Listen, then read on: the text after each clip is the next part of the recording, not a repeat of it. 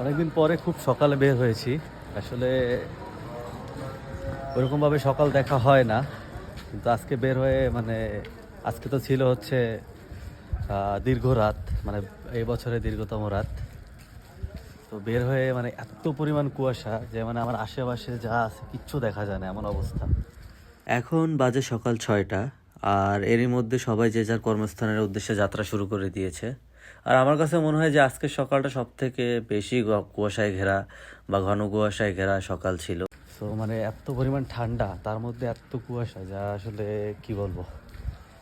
এই যে আমার পিছনে যা দেখা যায় সবই কুয়াশা। আর এই ভিউটা হচ্ছে আমার রুমের ব্যালকনি থেকে। বাইরে এখনও প্রচুর পরিমাণ কুয়াশা দেখা যাচ্ছে, যদিও সূর্য উঠে গেছে। অলমোস্ট 6টা 20 বাজে।